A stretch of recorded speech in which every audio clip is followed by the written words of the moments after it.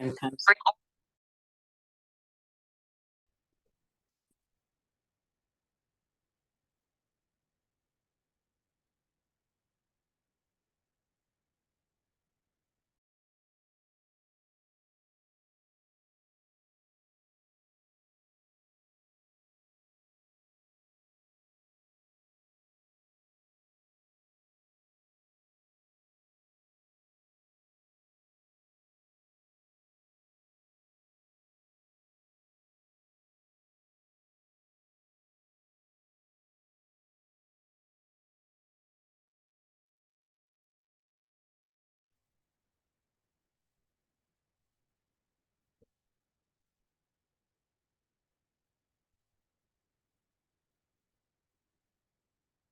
Hi, everybody. Good afternoon once more.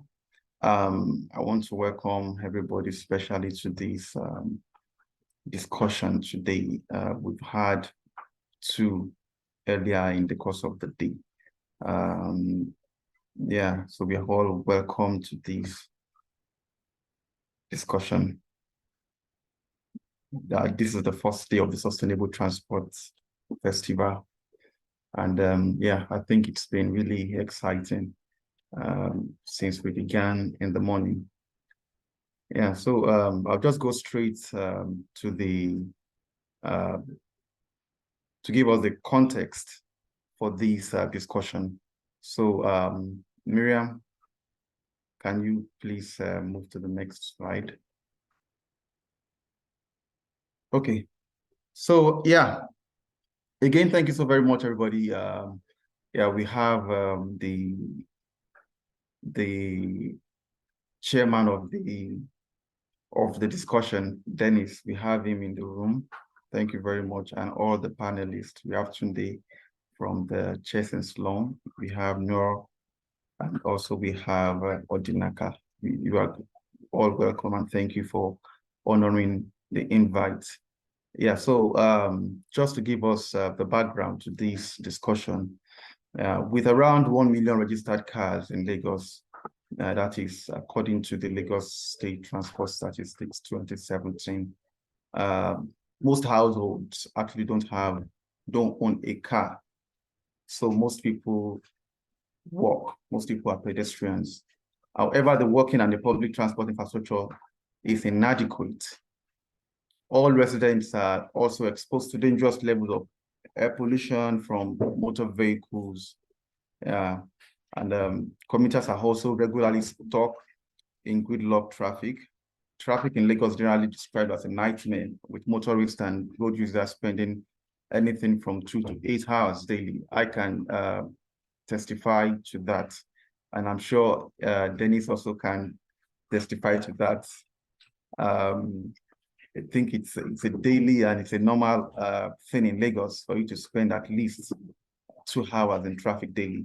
So a survey by Lagos-based transport firm Planet Project showed that at least 3 of every 10 years spent in Lagos is lost in traffic. So the next slide, please. So why this festival? So Sustainable Transportation Festival 2023 cannot be cut out from the fabric of urban development. We understand that sustainable transportation is very important in the city. It's a very key component of the city because it gives us access to goods and services, to opportunities, and for individual mobility. And actually, it makes life much better, easier for every member or every one in the city. So the Sustainable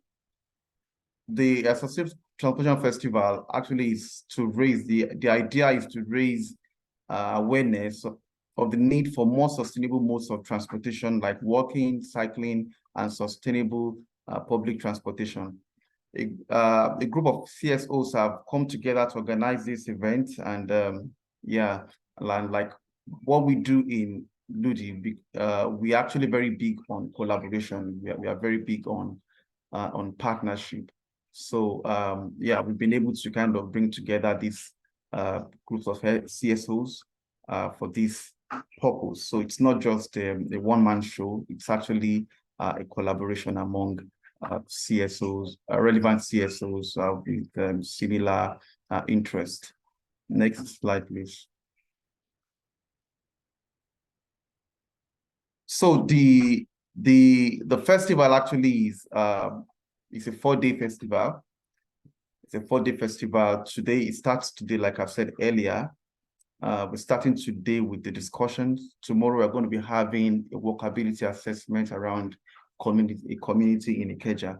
Now, we actually have earlier in the year, or in the course of the year, we've had like 3 or 4 workability assessments at different in different communities in Lagos. So tomorrow it's like the last vocabulary assessment we'll be having, and it's going to be grand. Yeah, you can actually get more details from our social media pages. Yeah. So then on Friday, we are going to be having an open mic day. We are going to have film show, documentaries, and what have you. And then on its climax on the last, on Saturday, when we have our bike ride. And also, it's not just for bikers alone. We're going to have runners also participate, and also have the students also well represented. Can you? So today, it's panel discussions. We've had, like I said earlier, we've had 2 panel discussions earlier. We had, the first one we had was after the NMT policy, what's next? And it was chaired by one of our partners, that's psychology. We had the psychology captain. Yeah, we have the captain to that chair that discussion. Then next we had, can public transportation and NMT address climate change and air quality? That was at I think at 12 o'clock today. It ran to 2 p.m. and it was a very, very engaging discussion as we had. It was chaired also by another partners of ours, that is the Urban Better, represented by Monica. Yeah. So move on. So, and this is the last one we'll be having, the last discussion we'll be having, and it is on designing public transport and spaces for vulnerable groups.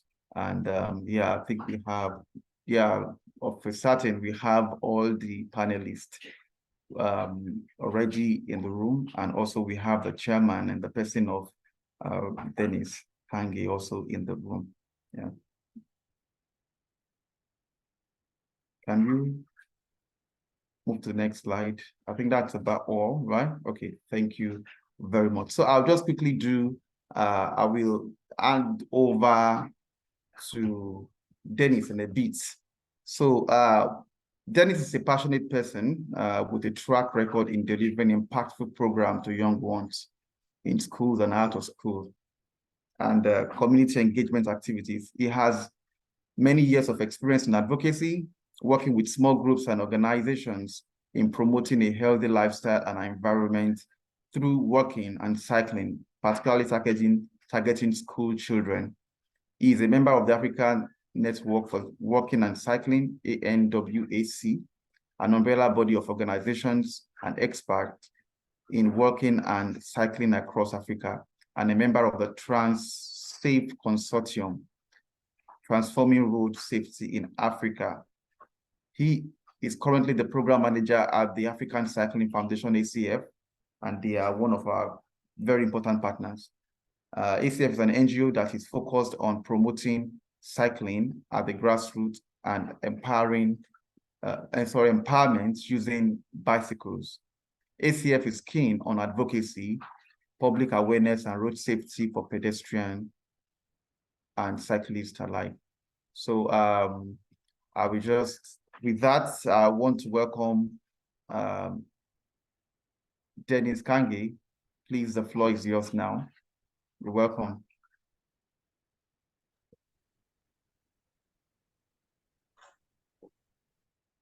Hello, Mr. Jones. Thank you so much for the wonderful opening and introduction to this session. I would like to sincerely welcome all my co-panelists on this topic and this session, and all the listeners who have joined us. It's wonderful to and exciting to be here today on this Sustainable Transport Festival that I've looked up to. And I want to say congratulations to Ludi being our host and our lead partners in this, and all the other partners for all the efforts that we have put together. Designing public transport and spaces for vulnerable groups is actually the highlight for me. It's actually one of the key, the fabric of sustainable transport of the festival itself. Because when you talk about sustainable transport, the vulnerable people are actually at the key and at the center of the thinking, the planning, the design, and all of that. And to really do justice to today's topic, I'm being joined by great resourceful persons. I've seen their bio, and it's going to be a lot to chew. I'll call on each of us to just introduce themselves. We'll begin that with a brief introduction by each person about what they do, before we now proceed into the topic properly. In no particular order, I would like to call on Noah. Noah, please kindly tell us briefly about yourself, and then we go to Odinaka and then Tunde, respectively. Thank you. Thanks, Dennis, so much, and good afternoon, everyone. I'm so happy to be here with you today, joining that fruitful session.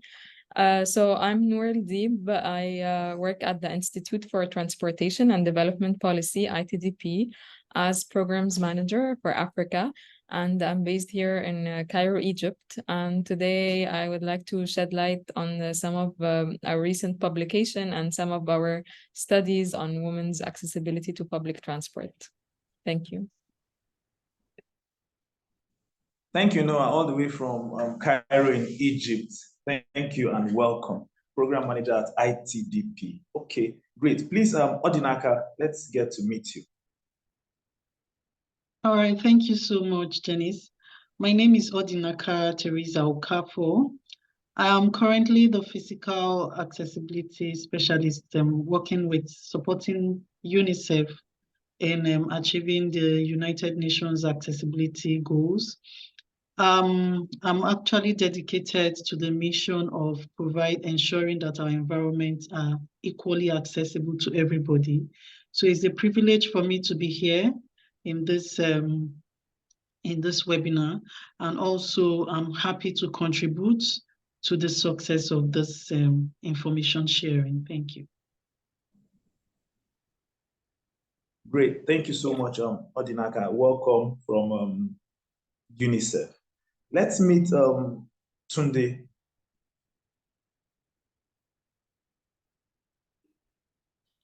All right, thank you so much, Dennis. My name is Tunde Okoya. I'm a National Master of Chess and the convener of Chess in Slums Africa. Chess in Slums Africa is a non-profit that uses the game of chess as a framework to give children living in slum communities access to education, technology, and mentorship. I'm probably the odd one out of this, but I do have some experience in creating inclusive learning spaces for children that live in slum communities, right? And this is driven by the conviction that Islam is just a place, it doesn't define the people that live there. So if you're able to really create spaces for them to thrive, they will thrive. So I'm happy to be a part of the conversation, and I look forward to sharing and learning from the other speakers as well.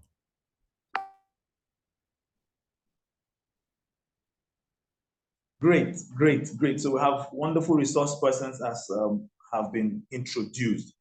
When we talk about designing public transport and spaces for vulnerable groups, there's usually a dichotomy that comes to mind: to focus on the infrastructure, to focus on the economy, to focus on the architecture, or to focus on the people, open spaces, and how to move them about, how the way of life of the people.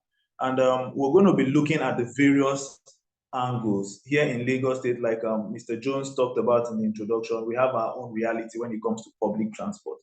Secondly, public transportation is a key factor of the non-motorized transport, and getting it right will actually determine a lot of effects. For me, I see this topic, designing public transport and spaces for vulnerable groups, I see at the heart of it active mobility and sustainable mobility in a changing climate.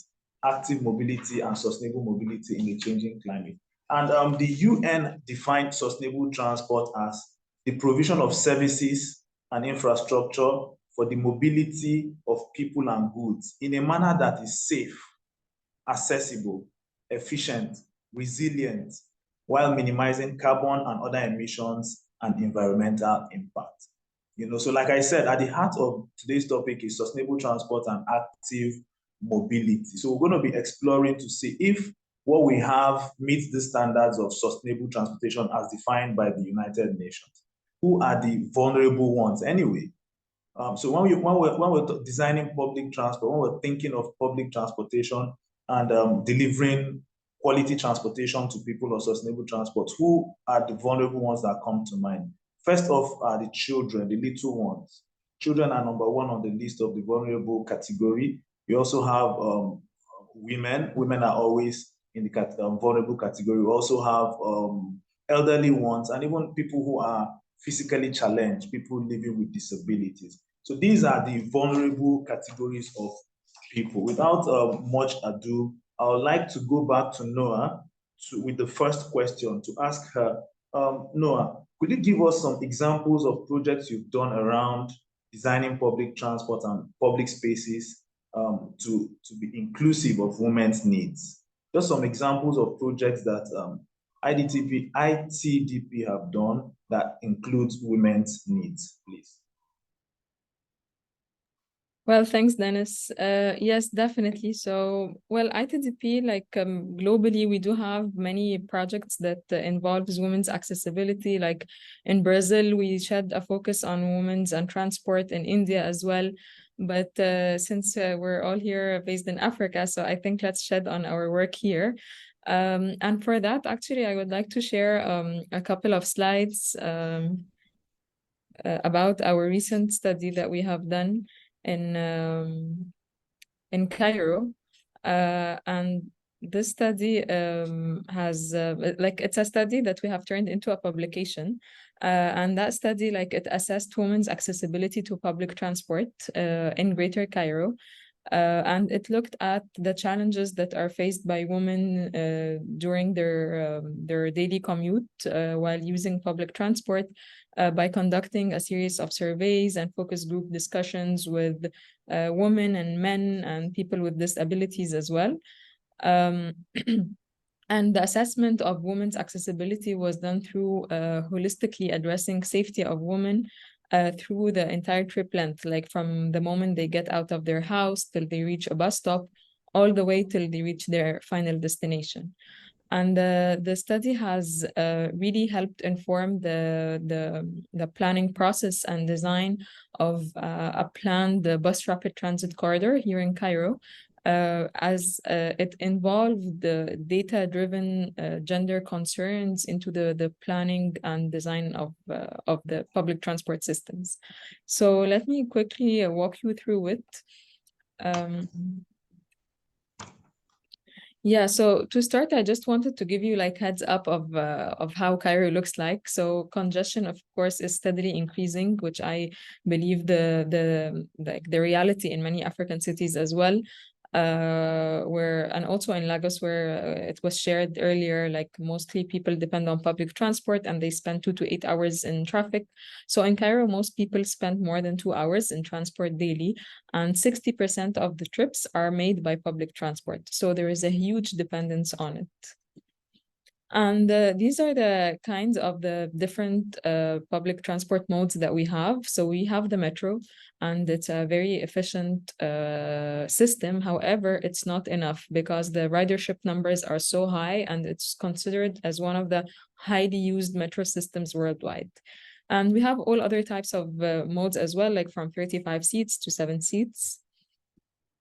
And so we started by looking at what are the challenges that are faced by women, and studies had found that there were poor conditions at public transport terminals, as you can see in that picture. Also, the long waiting times had discouraged people from the use of public transport. And as you can see, the challenge to get on board in a bus, because the floor level is so high, there are many steps, especially if you have children with you, it's more harder. Also, overcrowding was a main challenge, and it contributed to the feeling of insecurity while using public transport. And we will see also the effect of it later. So for that, we found that we need to create a better public transport service, and probably by having the buses move in a dedicated busway, which with few elements, if combined, we can have or have planned for the bus rapid transit corridor in Egypt. And currently there's already in construction what is known as the Ring Road BRT. And also ITDP has planned for the Western Corridor BRT, which is shown in that pink line on the map. It's a 42-kilometer corridor. It's not yet implemented, but the tender out for construction is starting very soon. So this corridor, it has really like the design and the planning for it has really was informed by the gender study that we have done, and the types of surveys and the focus groups and the data findings that we have. So let me show you some like how did we get to know the challenges that are faced by women. So we conducted a couple of surveys, focus groups. We have also online surveys which had got like 2,500 responses. We have done physical assessment survey on the ground to see how is the footpath, the bus stations, are they well lit or not. We have done operator interviews to see what are the challenges that they see daily.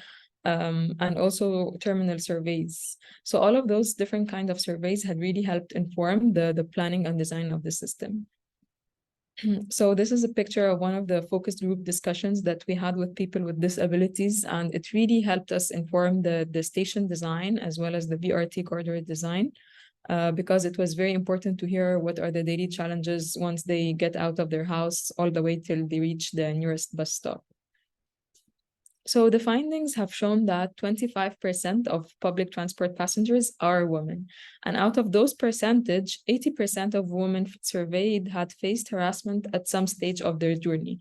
So that could be while walking to the bus stop, while waiting for the bus, or during the ride itself.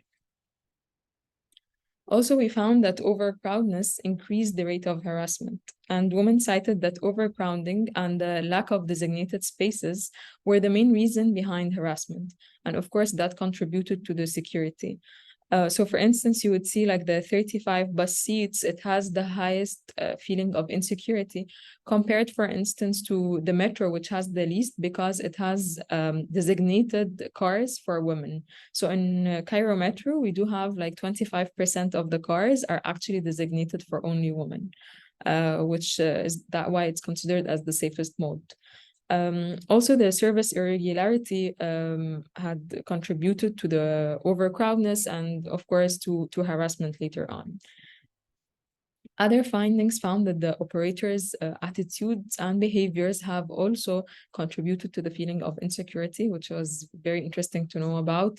And I'm here citing some of the women's sayings during the focus group discussions. So the recommendations that we had, as I said, the BRT is not yet implemented, but it really helped inform the planning for it and the design process. So many women have, 90% of women believe that public transport should have separate sections for women. And because the women-only compartments had been found to be linking to improved safety. Also, a bus fleet that matches the demand is key to avoid overcrowdedness. And for that, for instance, we have recommended that the BRT bus should have like few of the doors or the sections in it to be only dedicated for women.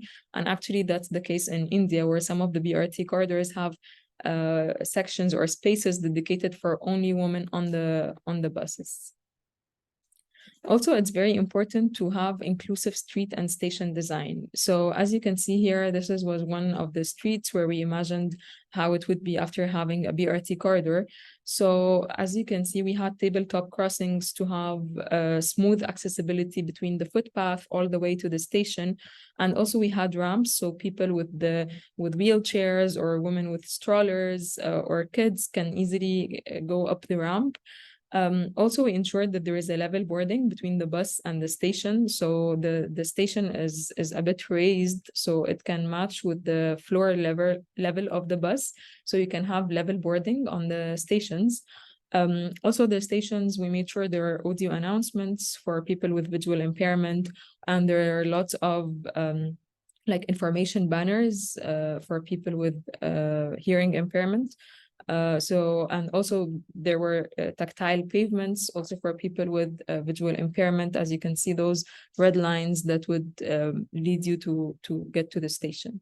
So the inclusivity of the design is very important. Also, we found that mixed land use improves security, meaning that when you have a mix of residential and commercial areas, it really improves the risk, reduces the risk of harassment or the feeling of security for women. So like to cite here, women said, if I were harassed by anyone in the street, the first people I could resort to are the shop owners. So it's very important to have like dynamic mixed land use in the areas and have the streets, as you can see here, it's very well lit, which makes more women, as you can see in the picture, and children are able to go there and enjoy. Finally, it's very important also to look at the managerial levels and the planning of the system, like more women in the transport and operations. In transport operations and planning is very crucial for the system success, because when you have diversity and inclusion, that would allow the responsiveness to the needs of women, because they would experience the same things that happens to women on their daily ride. So that is why it's very important to hire women also in like blue collar level and also in managerial level in the operations. And yeah, with that, I would like to end my presentation, and feel free to have any questions. Thanks.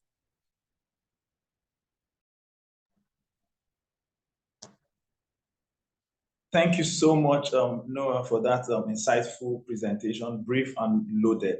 In summary, one of the key data that you brought out is people in Cairo spend at least 2 hours on transport, in transport, and then over 60% of people are using the public transport means of transportation. So that's wonderful. You highlighted some challenges with the use, especially for women, and the interventions that you have carried out. Issues such as long waiting period, many steps on the ground, overcrowding, and all of that have been addressed. I'm sure one or two persons might have questions which they are taking note of until when we come through on another round. So thank you very much for that initial presentation. Moving on, according to World Health Organization, about 15% of the world's population lives with some form of disability. Okay, about 15% of total global population lives with some form of disability, and 2 to 4 of them have difficulty in moving, in functioning, mobility. So mobility impairment is a concern, and that takes us to Odinaka. Please, Odinaka, what is the impact of poor and inaccessible infrastructure, public space, and public transportation on people with disabilities? That's PWDS. Okay. Did you get what I said? Yes, I do. Thank you very much for the question. So I would like to share a part of my screen. Let me see.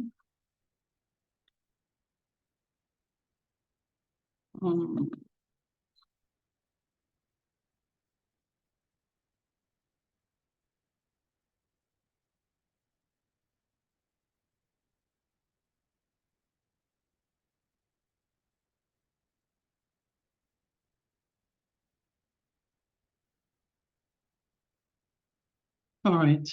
So sorry, is my can you all see the presentation? Very well and clear. Okay. All right. First of all, I'll talk about persons with disability and try to describe accessibility from everybody's point of view. So this image is an image describing how the environment exists in reality. There are 4 scenarios in one image. So the first scenario is actually the reality for people with barriers existing everywhere we go, including our roads, our pathways, and our walkways within the environment. The second scenario within the image explains how 3 boxes were provided for 3 viewers who were trying to watch a football match in the field. So by introducing the first image had different levels of boxes, so it wasn't easy for one person to see what was happening in the field. But the second image scenario describes equal boxes for the individuals, but still one of them couldn't still view the football match going on in the field. So meaning we haven't achieved or we haven't been able to remove the barriers. The third one describes equity. A box was provided for the person who wasn't tall enough, and we can see from the picture, the person could actually view the field, but the best solution is on the fourth slide, the fourth scenario, which is removing the barrier, removing the boxes, and we can see from this scenario that everybody can now view the field equally. And so that's what accessibility is. Inclusion for persons with disability is ensuring that all these people maybe participate in the football activity. So that's inclusion. So talking about accessibility for spaces, it's important that we know that every space needs to be accessible for everyone. If we have that in mind in our design process or in our construction process, would remove half of the problems, will solve half of the problems we have in the world. So one of the issues that has to do with spaces for persons with inaccessible spaces for persons with disability is limited mobility. So if you have limited mobility, if you have places that are not accessible, you will limit mobility for everyone.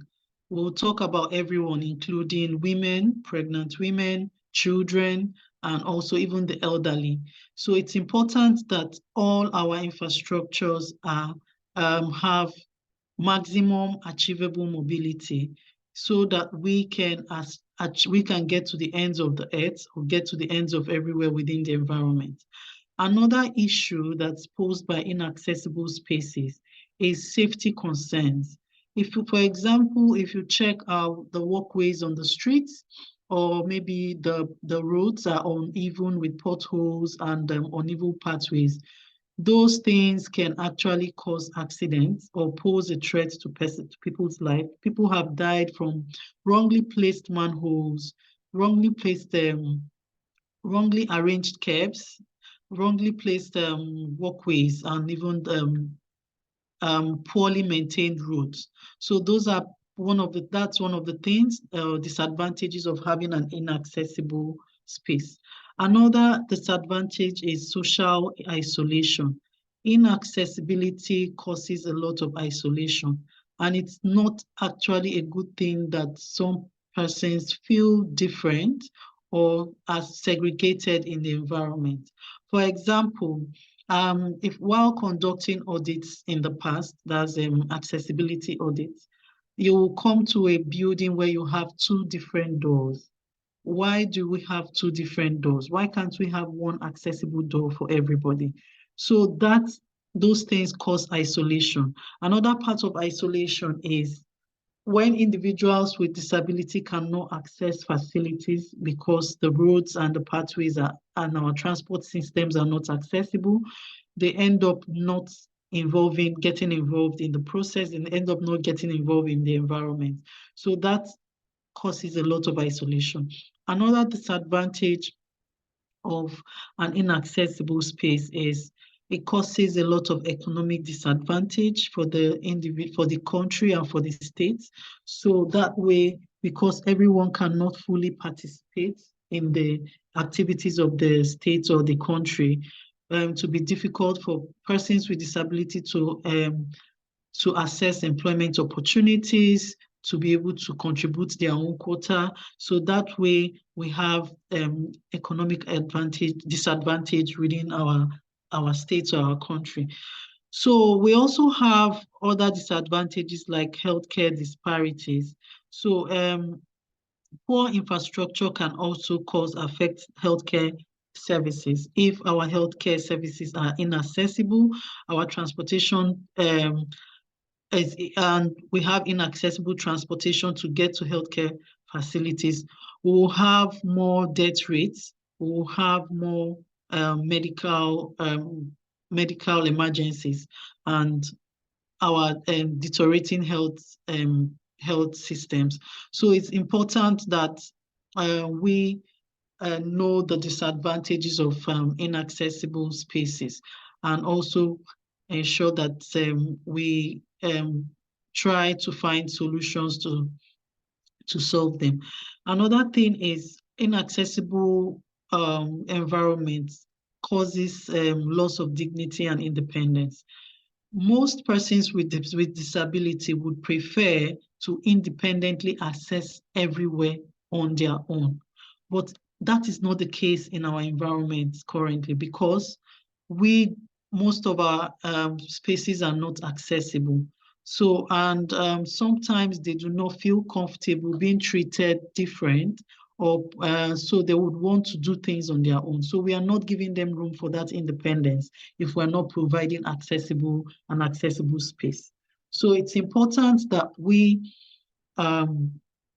look into this for these issues or challenges that can be caused for persons with disability by inaccessible spaces, and also ensure that we provide solutions that would not cause segregation, that will not cause loss of independence or loss of dignity, and also that will help in making the society a better place for everybody. Thank you. So I'll take questions now if there are questions.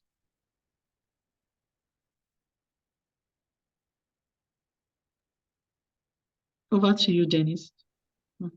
Thank you very much, Odinaka, for that wonderful presentation. Very graphic way to highlight the challenges that people have to go through every day on the streets. So you said every space needs to be accessible for everyone. True, I agree with you. You also highlighted some challenges that's caused by inaccessibility of those spaces, such as limited mobility, safely, what's that? Safety concerns. Yeah. Safety concerns, thank you very much. Economic drawback, and even increase in death rates. Those are really some scary challenges. I'm sure we're going to be exploring options on how to make public transport and spaces, accessible to persons living with disability. Thank you very much. We'll keep our questions for a later round. But just to move on to Tunde, while going through your bio, what came to mind was a movie I saw some time ago, and I often went back to that movie to look at it again and again. That is Queen of Catway. I imagine you must have seen that. It really talks about similar things like you are doing. So we're going to come to Tunde. Please, what are the critical things that you think are needed to activate public spaces? Just take us through that first before we get to talk more on what you're doing. Over to you, Tunde. All right. Thank you very much, Dennis. All right, just give me a second. Let me put up my presentation. Just put something together. Go ahead. Just so, for the audience or for people that probably are not too familiar with the Chasing Slums work yet. So just a minute.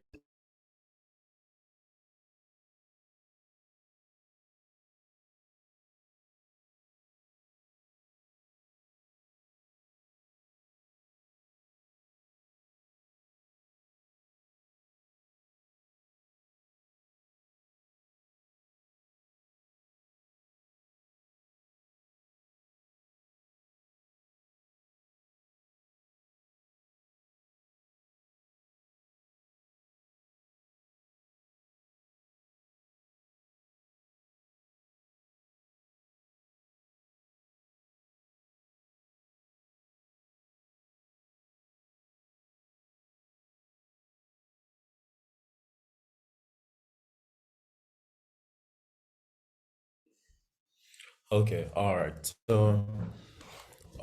So Chess and Slums is a non-profit, that uses the game of chess to give access to children that live in slum communities without access to education. And we've been doing this for about 5 years now. And in those 5 years, we've been able to expand to over 10 countries across Africa. And I like to think of it as we reimagining education. Um, so I themed my presentation a future that includes all of us. Um, I'll put it up in a moment.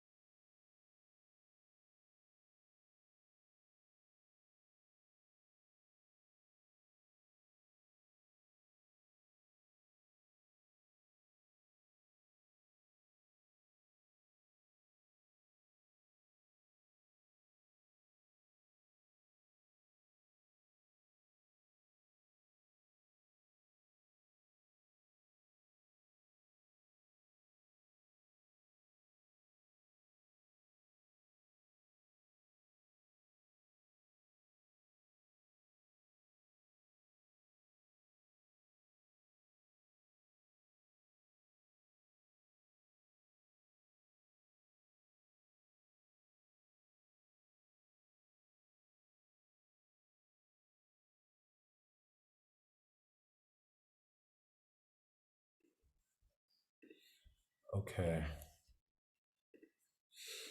All right. So I would like to first talk about our approach to staging our intervention in slum communities, right?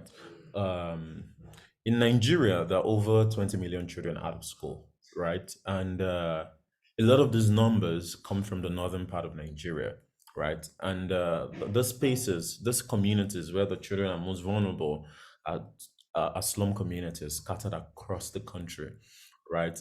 And when we really talk about the consequences of poverty in communities like this, the ones that bear the most brunt of it are the children, right? The children are the real victims of poverty because uh, they will never get their own agency because they have become victims of their parents' poverty. So they only get to act out that script.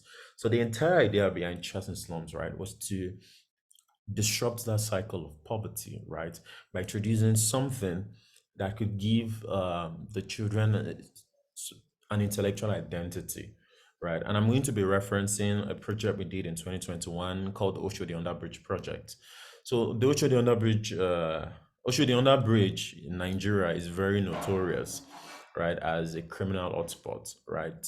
To give proper context, it's one of those places where you can't just move around at night, right? You know, thugs are going to walk up to you, they are going to rob you, they're going to stab you. There's been, countless incidents of violence, stabbings, cultism, stealing, so many terrible, terrible vices at Oshodi on that bridge, right? It's popular and well known as one of the most dangerous ghettos in the country. So sometime in 2021, I was driving on that road at night and there was traffic. So a little kid just walked up to me and knocked at the car window and it was begging for money. And I didn't have any change on me. So I really just ignored. And after traffic cleared, it moved on, to the next car. And when I got home that day, I couldn't stop thinking about that child. And because I just knew that someday it would evolve into that, hoodlum, that thug, or those people who call area boys in Lagos, right? And that thing he didn't get while he was begging, it would get it through violence. Imagine if an adult had shown me a gun, I would have had to like give him my money or my phone or anything, right? So I wondered why that cycle of the children losing their innocence are evolving to become thugs, hoodlums, and area boys, and even become tools in the hands of politicians. I wondered why, we're not really doing something about it. And if we really think about how spaces like that influence their behavior, right? Even, kind of like puts them in a position where they have to do very violent things to survive. you think about like the effect of Oshodi Under Bridge on the lives of so many children. It has become a safe haven for children that are in poverty, in extreme poverty in their villages. They come there and they find, a safe space there. They find home there on the streets of Lagos, and they shelter under the bridge. So that is why Oshodi Under Bridge is notorious as a criminal hotspot, because it harbors, young people, those children, that have very little options. It gives them a place to call home, right? And when they find a place to come home, they find that sense of belonging, that sense of community, right?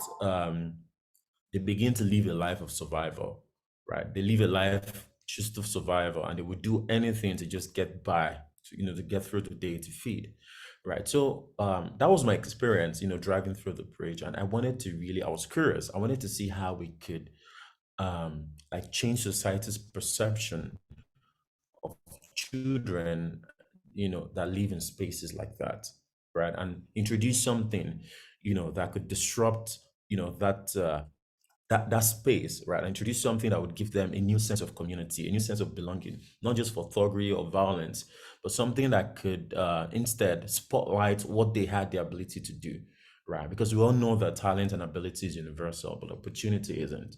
So being able to introduce something to them would be giving them opportunity. And when you do that, introduce that to any space, you'll be astounded by what they could do with it. So that was the entire idea behind the chess project under the Bridge. So I called the team. I had this conversation with them. We took a couple of chess boards. They went to Oshodi Under Bridge, right? We were there for the children amongst them, the ones from the age of 10 to 18 kids, 18-year-old kids. These are homeless kids that have lived, all their lives under the bridge, gotten involved, with hard drugs, committed a lot of, petty crimes, pickpocketing and all of that.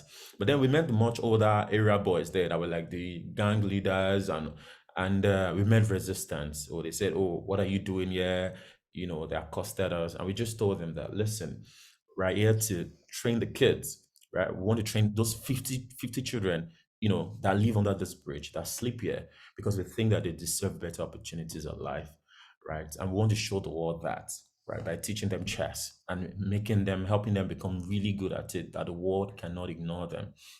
And so, I mean, these were like criminals, thugs, and very hard guys. But then they understood that, because they also wanted the same thing, right, for themselves, and they didn't want the children to become like them in the future. So, we had a good conversation with them, and we even involved them in the project. So these were like the guys in the community that protect the community and even rob people sometimes at night.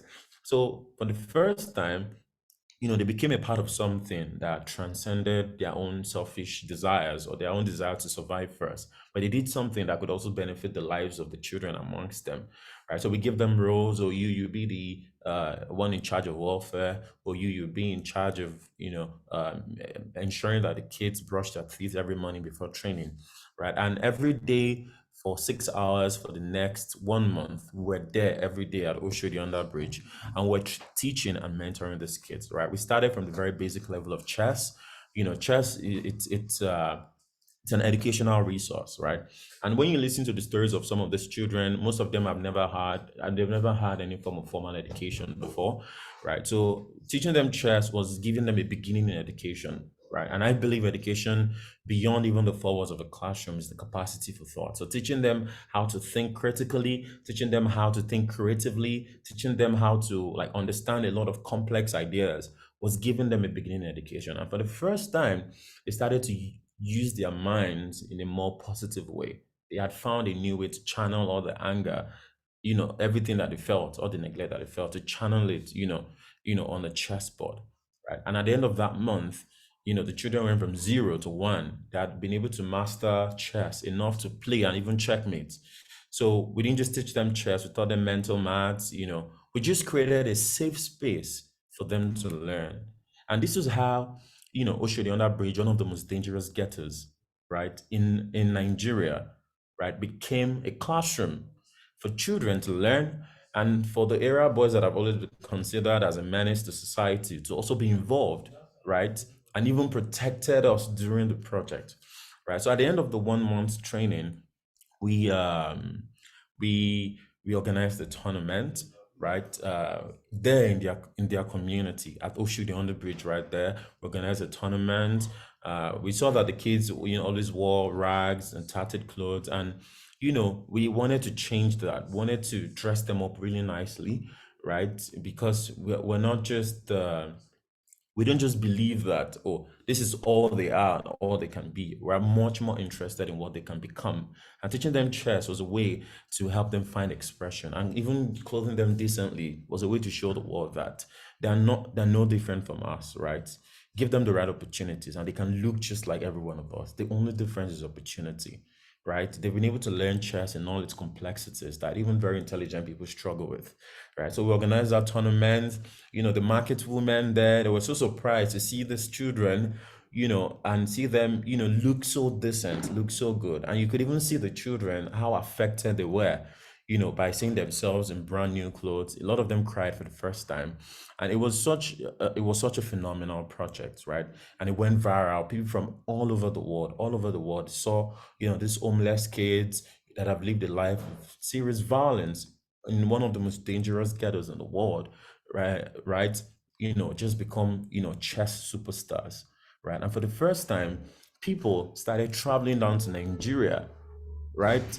People started traveling down to Nigeria to Oshodi Under Bridge, right? A place that was once known as a criminal hotspot, to Oshodi Under Bridge, to learn how to play chess from the children, right? I have a couple of pictures here. Just a moment, please. Uh,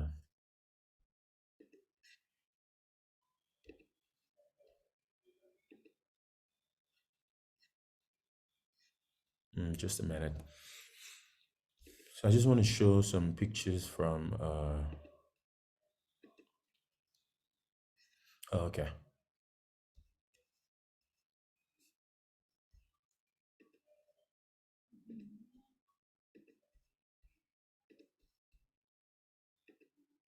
All right, there we go. So,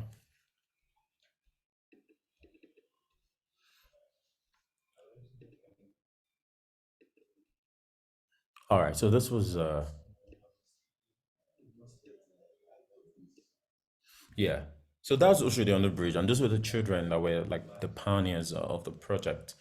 So you can see Patrice Evra. Patrice Evra is a Manchester United legend, and he was in Nigeria for the first time. He learned how to play chess at Oshodi on the bridge. We had we also had guests from the Canadian embassy. Um, oh, that's Patrice Evra with one of the kids, Jamu. Then we had yeah, we had the Canadian High Commissioner Kevin Toker, and we had the Canadian Royal Naval Ship. They were also in Nigeria, and they got to play chess against the kids, and they couldn't win a single game. The kids beat all of them, right? And it was just such an incredible day because no one could have ever imagined that one of the most dangerous slums um, in Nigeria could become a classroom, not just for children to play chess, but to bring people together. Now, uh, so in essence, um, you know, spaces like this really affect, our lives, influence our lives, even in ways that we're not conscious of, right? The Oshodi Under Bridge, being a criminal hotspot and a hub was just because, there were no learning opportunities, right, for the children. The only thing they were exposed to was violence, right? Violence, survival. And it's interesting because the bridge at Oshodi, right? It's very popular because a lot of people ply that route, either going to work or going back home.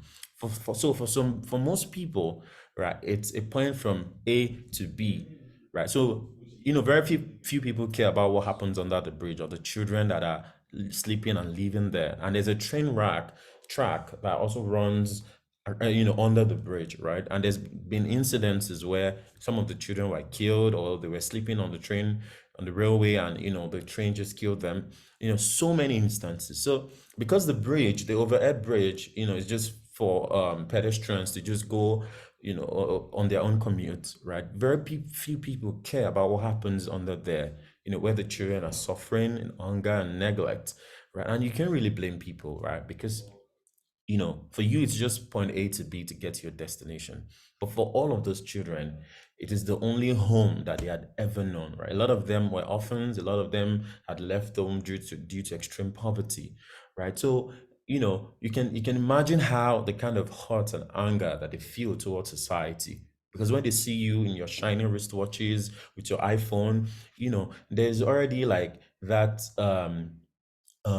anger, right, towards people, because these people don't care about them. I mean, it's not no one's responsibility, but then you feel that anger in their heart against people, that you have so much but we don't have anything, and we still have to survive, because if we don't survive, we will die in this place, right? So, but for the first time, our organization, we didn't just think of Oshodi Under Bridge as a commute, right? We didn't just think of a bridge as the point A to B to our destination. We came down, right, to really, give new perspective to the stories of the children while they're there, and how that community influences that behavior, right? And by understanding that, we're able to create something and stage that intervention using a tool, chess, right, to now create a safe learning space for the children to not only learn, but to also be vulnerable with their stories.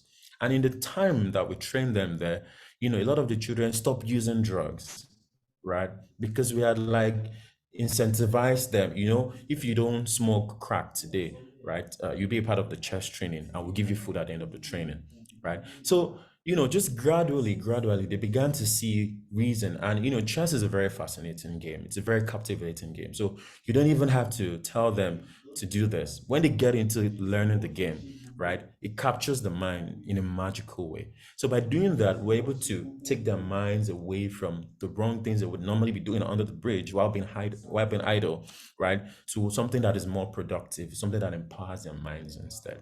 And I can tell you that at the end of that project, we're able to help those 50 children find their place in the world again.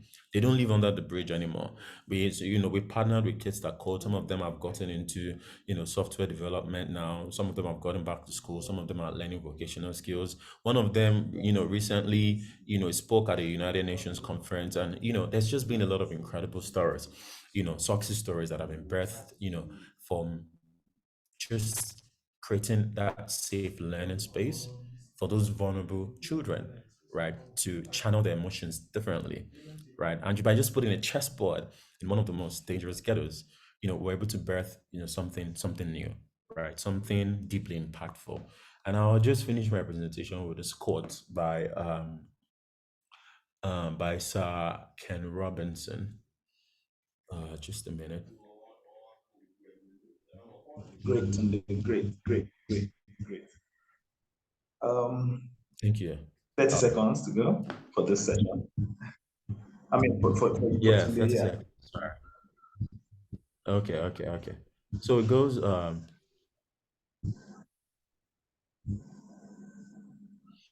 you know what? Let me just stop here. I can't find it for some reason, but let me stop here. But, again, thank you so much for the opportunity, and I hope this lends, some perspective to the topic. Wonderful. I was actually nodding most of the way, and you've spoken the longest, the lengthiest, and I've taken the least notes, as the moderator and your colleague on this. Fantastic, great job. Like we said at the onset of this session, we said when we come to public transport, designing for public transport and spaces for the vulnerable people, there's usually a slight dichotomy between thinking of infrastructure, thinking of architecture, and thinking of economy, as well as considering the people, right? The people themselves, as well as how they interact with their environment and the community. So the latter part is where Tunde falls in with his chess in slums. Fantastic. I was going to recommend that we go watch Queen of Catway, talking of safe space, talking of the right moves and all of that. But then we're going to watch kids in Oshodi and all of that. That's really quite a great job you're doing. Keep it up. Kudos. So I don't know if we have one or two questions from some of our listeners or anyone, because I don't see any question yet in the chat box, except if there's one that just dropped. so we can let our resource persons catch a breath, sip some water, and then we go back on another round of questions. Any questions, please? I guess the back end will unmute you once you indicate by raising up your hand.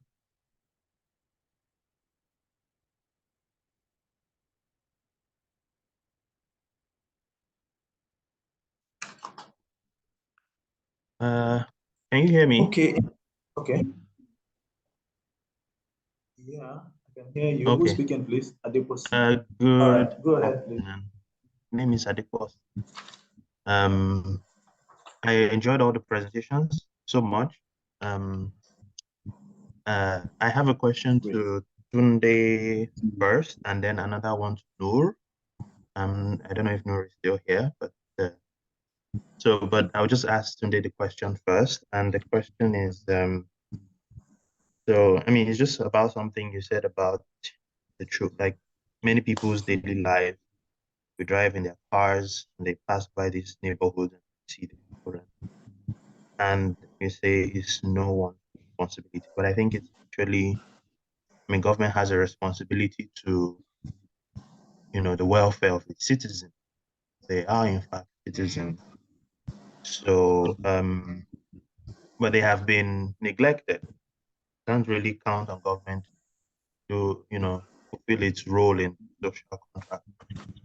So my question is, how can initiatives like yours be sustained and leveraged and capitalized upon stronger communities? So how do you just go beyond, like how can you take this to the next level, where you have provided an opportunity, a voice for these people, for these young people, but is this where it's going to end?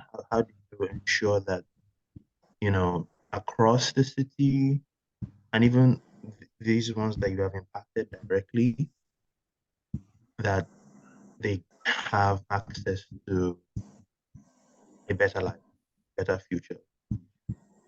Thank you, Adeposi, for that question. We're going to note it. I've noted it, and then we'll come back to Tunde. I guess he's still catching his breath. Going on, I just wish to say that just to remind us that the vulnerable groups we're looking at include women, children, the aged, as well as people living with disability. So when we're talking and discussing, we're having all of this. Noah had started by speaking to us on the interventions that ITDP are doing in Cairo, focus on women and enhancing accessibility to public transport and safety for these women.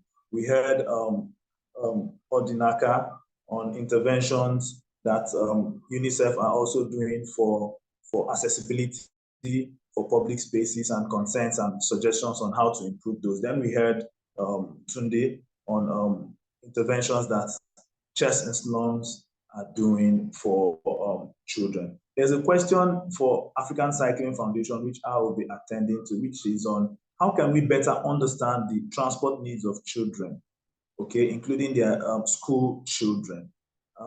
I'll just quickly address that by saying that at African Cycling Foundation, one of our key focus areas is promoting cycling to school, creating awareness and education for school children on the benefits of non-motorized transport, that is active and sustainable mobility, as well as advocacy and even programs such as road safety for pedestrians and cyclists. One of our flagship programs include Ride to School, where we provide bicycles in conjunction with partners, of course, provide bicycles to students in remote areas, particularly because of the safety concerns and then the physical infrastructure needs that occur in urban centers, providing bicycles to these kids in remote areas to ride to school and back.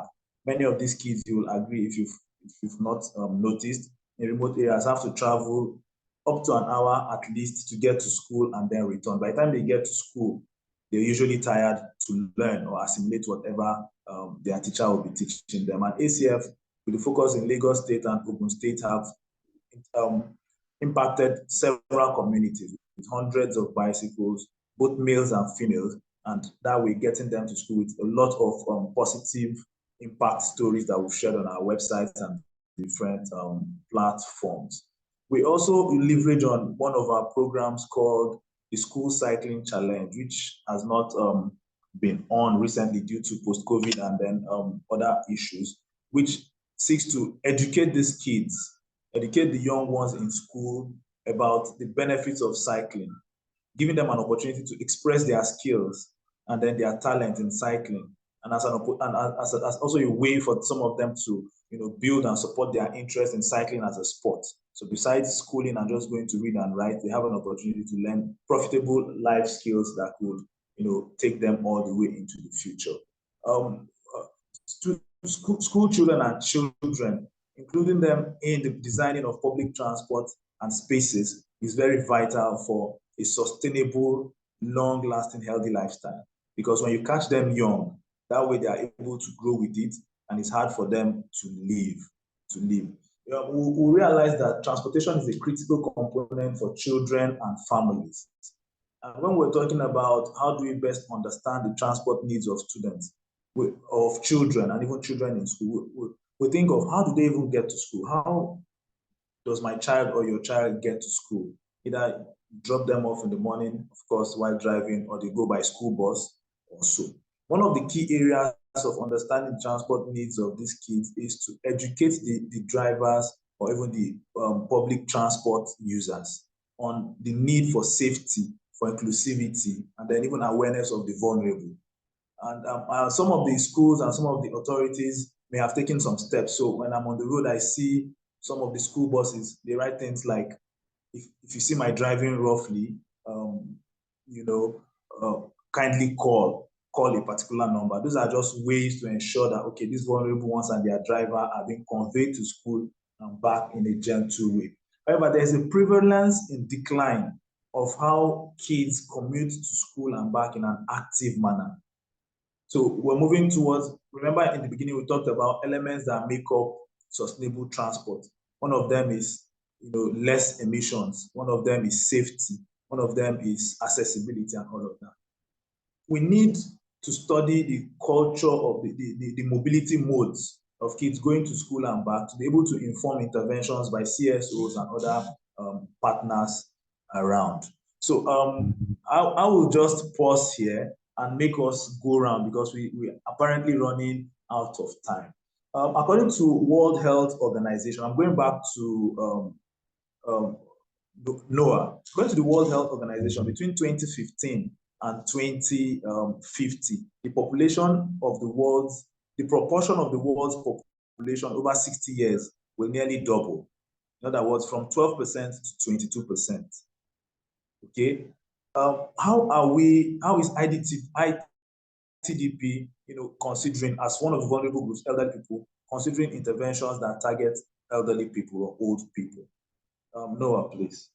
We're going to be brief this time around because we're running out of time. Apparently, it's actually winding up faster than we thought. I was taking my time, but now I'm going to be a little bit of rushy, and I will take other questions. Noah, please. Yeah, thanks, Dennis, for your question. So regarding accessibility, yes, like when we talk about accessibility, as have been said, we look at vulnerable groups, and that includes people with the like the elder people, children as well, or people with disabilities. So it's a very wide range. And to do that, it's better first to understand their needs and the challenges that they have. So the first thing, it's better to start off with conducting like surveys or focus groups to better understand what are their needs, and then you can work on catering those needs either by designs or having policies or planning in general. So you make sure that those are implemented. So also ITDP has another publication that is more specific to caregivers and children and elder people, where also it looks at, for instance, children and caregivers, what are they looking for? So it focuses more like on public spaces. When children goes out, what are their needs? So let's say they need to have accessibility to good playing areas and and playgrounds. They need to have, after they finish playing, they need to have accessibility to water. They need to have accessibility to bathrooms. They need to have like seating. So it looks at the different types of things that people would need in a public space, and then also like to access those public spaces important. Like how would you get from your house to those public areas? So are you going there by bike? So is it safe to cycle to those public spaces? Or do we need to ensure that there is proper infrastructure, maybe dedicated cycle tracks to help children and women and others feel safe cycling to those areas? Or are they taking a public transport mode? So are the footpath wide enough? Is there no encroachment by cars or by, let's say, by shop owners who are using the footpath? Like are children walking on a wide enough footpath where they can access public transport stations? And that also applies, to women and elderly people.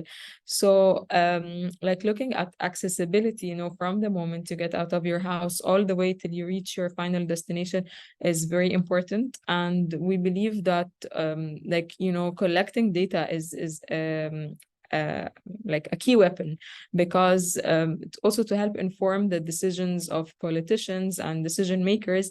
You need to really tell them the story on ground, and to make sure that they see it all, so they would be able also to like get encouraged of really implementing something that would benefit everyone. Yeah, I hope I answered your question. Very well, very well. Thank you so much. I like the last thing you said, telling the story on ground. That's very important. We need to leverage on telling the stories, moving from real to putting it in the minds. And of course, creating footpaths, creating opportunities for playgrounds, creating cycle lanes. Those are key areas that we must think about during designing of public transport and spaces for vulnerable groups. So far, so good. A lot of justice is being done. Odinaka, thank you very much, Noah. Odinaka, you gave us a beautiful image showing barriers, showing accessibility concerns and all of that. How can we engage the children to be part of these design processes? Maybe one or two words from your work and experience. Okay, in terms of engaging children to be part of this, I would say from the design stage, you involve them and maybe have focus groups to talk to children, and maybe also have a user experience accessibility audit before preferring or before designing or making recommendation. So when I say user experience, is have a very comprehensive audit, invite some children, take them outside from their houses, like start from the house down to their schools. And that way you'll be able to find out the barriers on the roads, the obstructions on the roads from their houses down to their schools. So that's one way we can engage children in removing barriers and ensuring that their spaces are accessible. Another way is to maybe while they're in school, through their teachers, create activities that could make them speak out, and also have a form of feedback where they can report some access issues or access challenges. That way we can proactively address challenges that may come up. Then another thing is we have to consider redesigning our communities. If we design our communities to have schools closer to residential areas or having a very good educational standards in all schools, that way children will not need to travel far from their houses to go to schools. And this way we can actually talk about sustainability and reduce the carbon footprint. So it's important that we also ensure that our buses are accessible. by ensuring that the walkways are wide enough, and the buses itself have ramps for both children, both women with pushchairs and prams, even the elderly, and also persons with disability. Then inside the bus, the chairs, are they easily accessible? Can they press a button for stop? So there are so many things we need to do about our transportation system, starting from the bus stop when children want to cross the road. Um, are there lighting systems that can stop vehicles for them to cross the road? Are there traffic wardens on the road that can assist children to cross the road? So in order to get children involved, we have to establish a very open communication with the children themselves. At the same time, conduct proper audits, visit the environment, walk the children from the houses down to the school, and highlight all the environmental barriers that we see. Thank you. Thank you very much, Odinaka, for your feedback. Very enlightening responses. We have two questions in the chat box for, I think either of us, but I have one for Tunde that will come after these two. The first question is by Adepusi. He said, how did you, that's to Noah, how did your research actually influence the design and planning of the BRT that makes it different from others? Sorry. So I'll take it again if you didn't hear. How did your research actually influence the design and planning of the BRT routes? That's by way of paraphrasing the question. And the second question is, how do you envisage the increase of ridership for women? And then how does the design planning, how do you plan to accommodate that increase? Noah, if you didn't get it, I could take it again, or you take them one by one and then we move on to Sunday. Yeah, thanks, Dennis, and thank you for your questions posted here. Well, that's actually a very good question. So our research, the way it influenced the design and planning, and to include, like data-driven gender concerns into the planning and design, it actually required us to do lots of data collection to know what's happening again on ground and how can we better plan it. So for instance, we conducted several types of surveys to understand the challenges that were faced by women while using the public transport systems. And that included public transport terminal surveys where it assessed women's travel patterns and preferences by collecting gender disaggregated data. We also have done focus group discussions with women that aimed at capturing information on women's lived experience while commuting. There was also the online travel pattern surveys of commuters that gathered around 2,500 responses. Also, the operator assessments, explored the level of gender awareness among the different transit employees. There were other types of data collected, like the frequency occupancy survey that recorded the number of men, women, and children on a sample of public transport vehicle.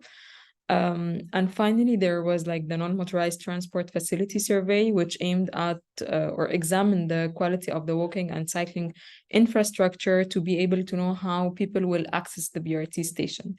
So all of those kinds of data had helped informed the design of the station and also the planning for the BRT operator that would come later. So for instance, from the outputs, as I was mentioning during the presentation, that we found that 90% of women, they want women-only sections and compartments on vehicles. Also, the stations and terminals had to be designed with security in mind. So streets should be well lit. They should have the stations should have transparent frontages and visible frontages. Also having security cameras, providing accessible and integrated amenities for women and caregivers, elderly and people with disabilities on the station was very important. like also we weren't only designing like the BRT corridor in the middle of the road, but also looking at the street overall. So it was very important to recommend upgrades for the streets for access and connectivity, like ensuring that there is a continuous footpath, safe at-grade crossings, like dedicated cycle facilities where the space allows. So we actually looked at like the BRT corridor in Cairo, the one we planned. It passes by 3 different jurisdictions. So each jurisdiction has its own typology, like it's a highway or it's an urban road. Also, it has its own, right of way for the street and has its own restrictions. So you really cannot get like the global north designs and just apply it. Also, like you need the system, the planning, or let's say the management of it required having more robust public safety reporting and enforcement on better communications. So like transport agencies would be able to directly respond to any harassment issues and have like clear penalties. Maybe that's an issue in our country, maybe it's not an issue in another global north country, but this is how you get to respond to what the city like the conditions of the city. And finally, like we found that like less than 10%, for instance, in Egypt, less than 10% of women work in the transport industry. And even less, less than 10%. So we found that the system should have aimed to have women occupy at least 50% of the jobs, and in different areas like ticketing, driving, mechanics, management, and beyond. So to ensure that people are at all levels participate.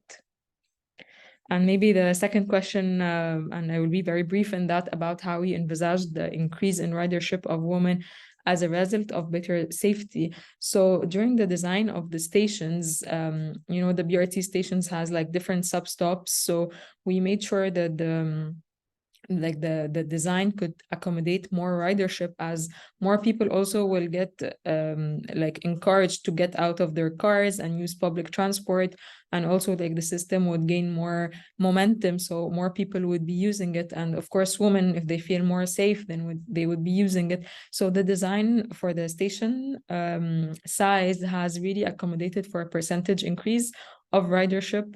And also for that, if it could accommodate like increase, like let's say for the upcoming 10 years, but if we needed to add more sub-stops to the stations, that could be easily done, and if the right of way prevails. Thank you. Great. Thank you so much. Ready. You can see that our resource persons are ready for all the questions. Thank you, Noah. I saw a very important question in the chat box, but we're going to go to Tunde next. We're rounding up almost, and after this, we'll come round for our closing thoughts on all the topics discussed so far. Tunde, please tell us, what roles do games play in public space, community building, and strengthening the connections between people and places? What roles do games play in public space, community building, and strengthening the connections between people and places? Thank you. Can everyone hear me? Yeah, very well. Okay. You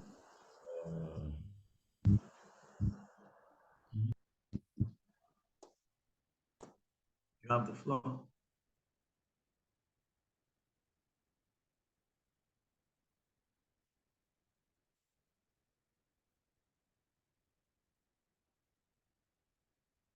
You have to unmute. Okay, sorry. All right, sorry. All right. So roles games play in public spaces and community building and strengthening connections between people and places. I think I already talked about that through the work that we do at Chess and Slums. And I think the beauty of games is, especially games like chess, it transcends even social barriers like stereotypes. It doesn't matter whether you're old, you're young. Very recently at a tournament in Estonia, there was a match between a 90-year-old man and a 7-year-old boy. The 19-year-old woman won, by the way. But in most cases, the 7-year-olds always win because, children learn chess, much faster and better than adults, because their own brain synapses and all of that still enables them to recognize patterns easier than most adults. So it's a great way to bring people together. Um, when sometime earlier this year, when I was in London, they had this chess festival at Trafalgar Square, and it had over 20,000 people in attendance, right? And people that have, the shared common interest got to play, got to connect. And for most of them, they never even knew that communities like that existed, right? For chess players, most of them would only play online, or people that were influenced by watching movies like, Queen's Gambit or Queen of Catway. So there are just pockets of those people play, doing chess in their own private spaces, but being able to like organize something with giant chess boards at Trafalgar Square brought a lot of people together, and it was a true celebration of chess. Different cultures, languages, and identity, right? And I wrote here that in public spaces, like games act as avenues through which individuals can, gather and interact, fostering a stronger sense of community and connectivity. Uh, it is important, right, for people to have ways to like connect, right? For example, I've only been maybe to 10 countries, but I have friends in over 60 countries around the world because of chess, right? Like there's an online community for chess players as well. And it's a shared language. It's almost like a universal language that brings people together, irrespective of their background. And so um, I guess this sums it up for me.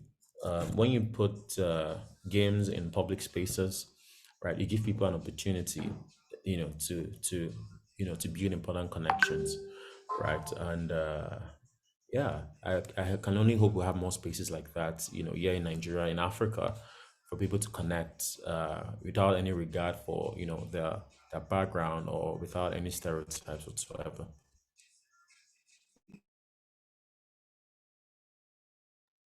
Great, Sunday. Great, great. Nice listening to all the work that Chess in Slums are doing to create that impact, to create opportunity, to create safe space, and then to build strategy, develop the minds for people, and above all, to create an avenue for connection, which is one of the reasons why we have open spaces. Fantastic. I can see a hand up. Please, Olamide, you want to say something? Yes, thank you. And Yeah. there are also two other people with their hands up as well, in the attendees. But I had a couple of things I wanted to ask.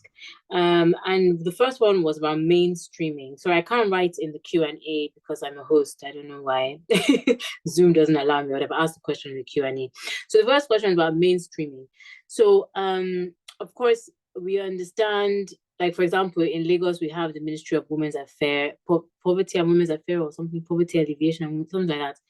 And then, we have also the, I think it's an agency that deals with like people, that tries to assist people with disabilities and so on. But my question here is, how can we mainstream some of these accessibility challenges? Because of course, these ministries sit, as ministries or as agencies, but are these being transferred to all ministries? Transportation, works, economy, all of this, budget. Is it transferred to everybody? And if not, how can we do that? And then, sorry, and so this can be answered by anybody, all of them, I guess. So the second one was about open streets. So in the UK, I don't know, maybe Manchester or somewhere, they have a department or a unit that basically takes requests for people to have open streets in their community. So maybe they just decide, okay, on a Tuesday afternoon, they want their children to play outside on their streets, and they just apply to the government, and then or to this unit, and they can either say yes or no, depending on maybe the time and so on. and then they close the street. And I'm just wondering, why can't we have something similar to that? And who would, again, maybe nobody can answer these questions, I don't know, but who would then take on that responsibility? We start a completely new unit, or is it something that, you know, the local government can do, and so on? Because I mean, it doesn't cost anything in terms of you're just closing the road for an hour, 2 hours, maybe 1 week here, another week in another community. I mean, another same community but in different streets and so on. And then another thing that I've been thinking about is champions.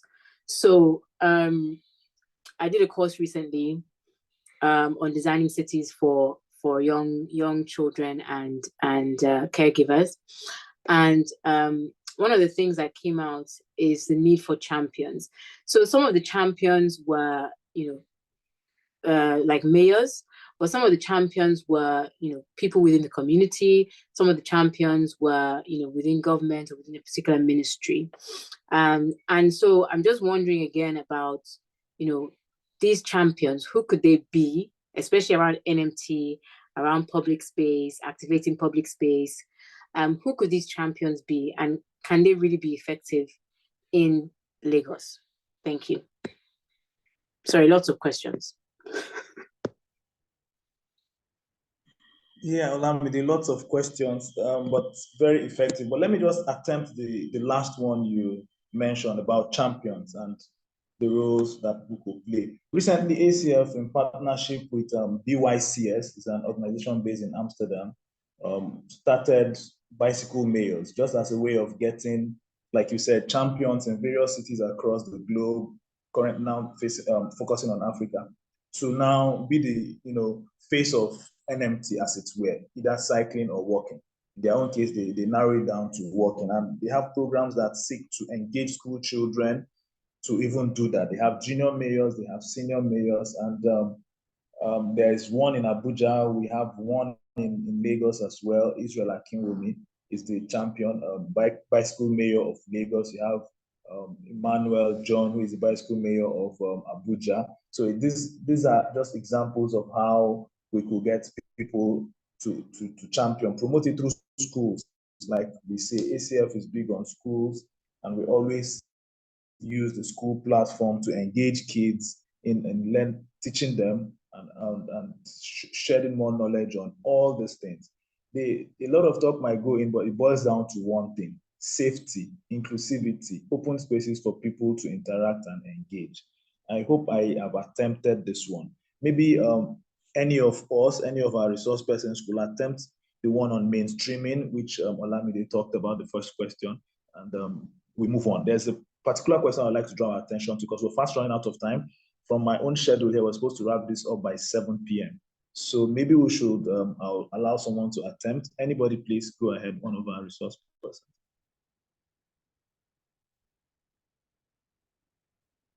Or anybody else. Noah, Odinaka, Tunde, any of us could attempt the questions she asked.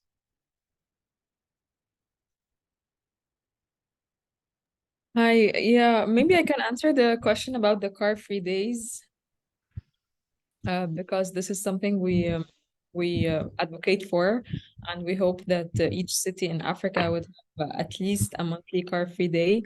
But I would like to shed light that there are already African cities that are doing monthly car-free days or have launched that before, like Uganda, Ethiopia, and Addis Ababa, and also Kigali, Rwanda. And maybe Rwanda is a successful example, as they do have, like, they started the monthly car-free day in 2016. And as you know, September 22nd is a worldwide national car-free day. So I'm excited to see what they have for that. Yes, so like sometimes they do it twice a month. I think it started by monthly, and then they do it now twice a month. I'm not sure how frequent it is, probably weekly. But yeah, it's very important, you know, like to get everyone on board, to be able to close a street.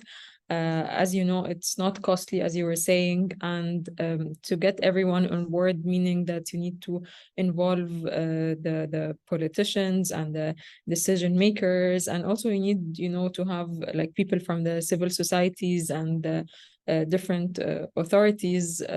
You might also need support from donor organizations if they can plan some events like high-level bike rides during the car-free events. Of course, you need the national government to be involved if needed, so you can encourage them to start taking action on improving and continuation of such event.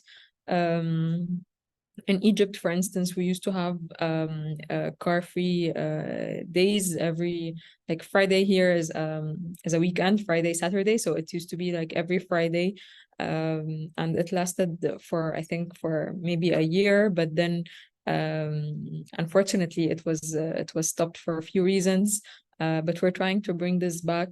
It's also good to support it, with events like bike rides, and it helps like people get away out of their cars and encourage them to depend on more sustainable modes like walking and cycling.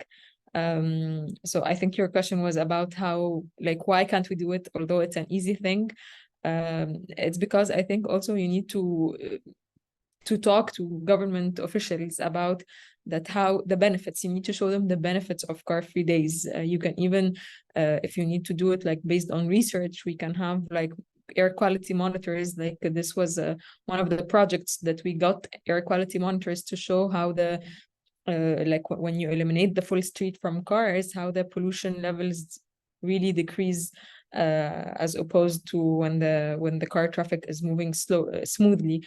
It also shows like if people are all in cars, like how much street is that, like how much is it accommodating people compared, like if you found more people walking, cycling, or even using public transport, if that's not a car-free day, but depending on more of greener modes, like the volumes of people that you would be able to accommodate in a street is much higher. So I think showing them the benefits is a key here, and let them be involved in such events so they can see the beauty of how there is a need. Because I'm sure that the moment that you close a street and make it only pedestrianized, people would all use it, because they're really looking for that kind of freedom and public space that unfortunately road spaces are currently not providing them. Thanks. Great. I actually almost missed that question which Olamide asked on car-free day. That's interesting to get that one coming from her. We need more of car-free days across African cities, even here in Lagos and all over. And thank you, Noah, for that response comprehensively. I would like to read out one of the questions by Ayuba in the chat box, who says he's from Irede community here in Lagos, where the only transportation is boats. So before you can get to a place where you can get a bus, you have to take boat before you get to a place where you can get a bus. How can we come in this area, he's asking. Children fall into the water when trying to enter a boat because of lack of boats. Wow, quite a touching question and first-hand experience right there. Incidentally, I don't know you really, I don't know if people can respond, but the least I know that so largely in this conversation, we've narrowed public transportation to roads, but there are other avenues such as the water, like Ayuba has made us to call our attention to, that could also convey people, and rail and all of that. I know that Lagos state government right here in Nigeria is making efforts to, intermodal and all of that, include the water transport, build infrastructure on that area and all of that. So I don't know, Irede, I hope someone is listening. I see Mr. Kadri on the call. I don't know if someone wants to attempt to throw more light, but I know that in Lagos, efforts are being made to reach out to various water areas to transport people. I don't know if Kadri is still on the call and wants to throw some more light on the efforts that the government is making before any of the resource persons could also add their voice. Good evening, everyone. Yeah, good evening. Yeah, my name is Ayuba. I'm from Irene community, Lagos. We are under AMO under the local government. What I mean by children falling into water, so getting into the boat, it's not that much. So the people comes and they allocate a boat for the children. The children are always more than the boat. So they were rushed. Sometimes you see children coming back from school with their books all wet because they fall into the water at the jetty to enter the boat. And the area I'm talking about in Irede is just a stone throw from Apapa, crossing from Apapa, where you find nav gas. If you can check on Google Map, you see nav gas in Apapa Creek Road. Just to cross the water, you get to Irede.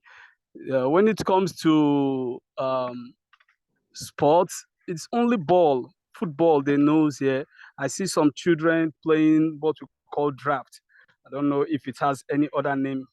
It's just like on a chess board. Other things, you're not connected to national grid. We don't have national grid connected here, no light. So in the evening, everywhere is always dark. So you can't have children out playing in the evening or trying to play any games. So that is where I stay. The area is always quiet, gentle, in terms of no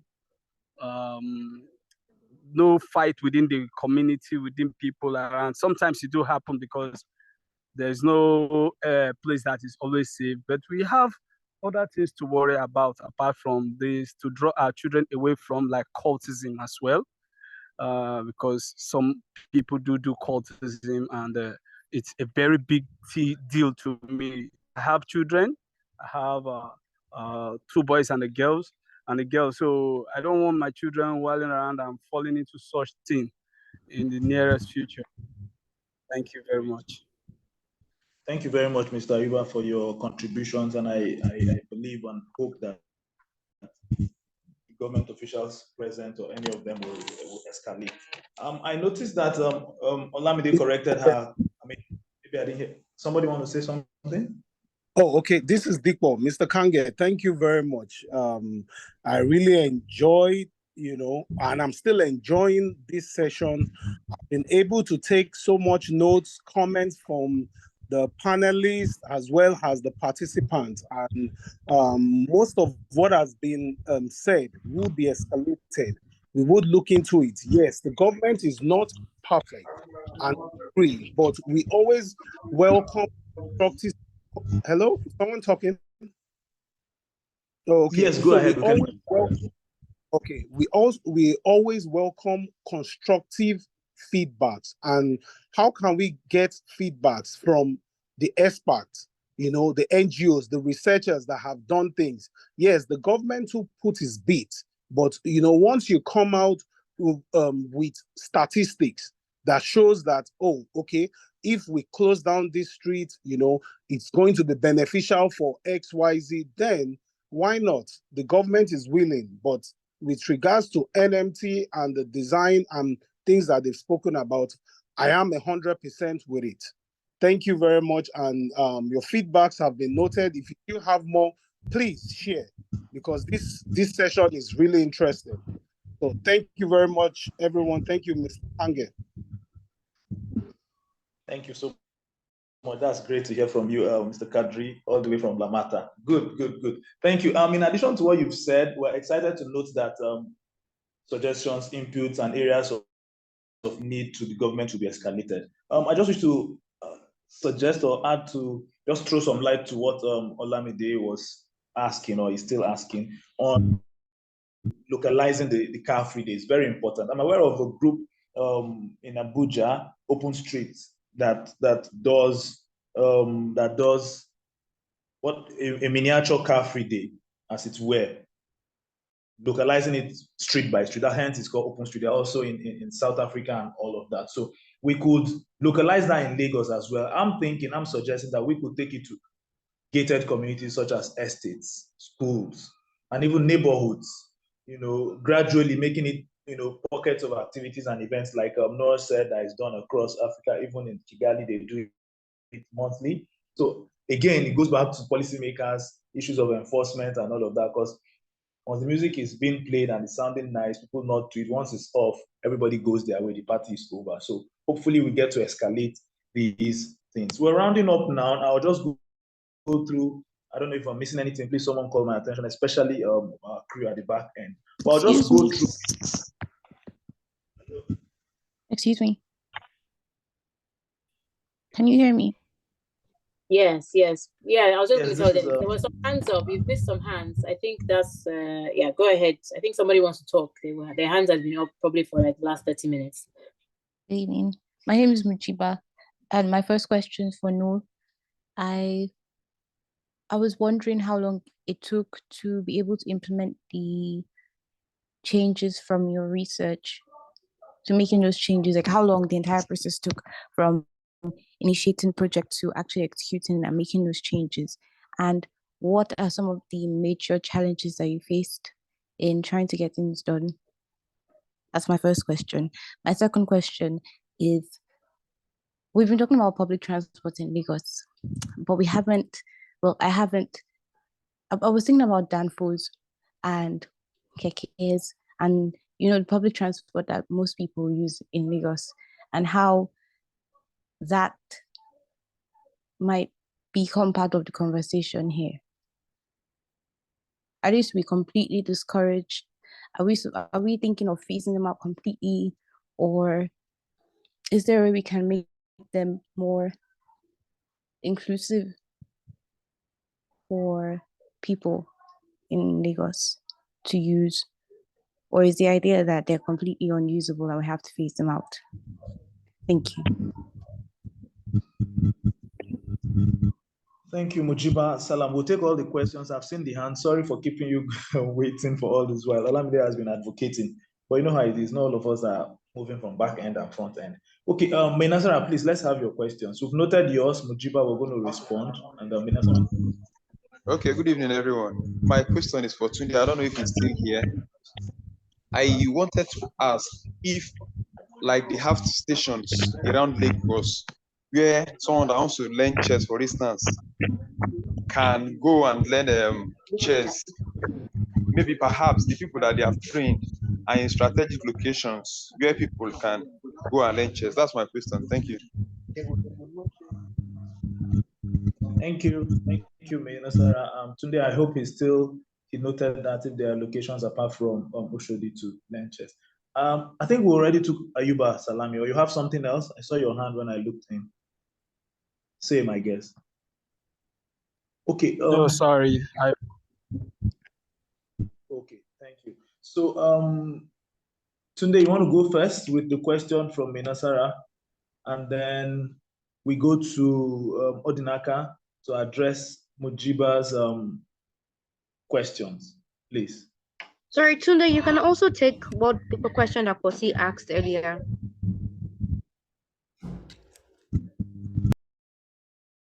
Sorry. Can you guys hear me? Yes, please. Yes. All right. It has been breaking up for some reason. I didn't get the last. What was the last thing you said, Manisara? I think she was the one that asked the question. What was the last thing you said? Sorry. I didn't catch it. Okay. I was saying, do you people have strategic locations where one can actually learn how to play chess, apart from Oshodi Under Bridge, for instance? Oh, okay. I heard that one. I think it was a question she asked that I was referring to.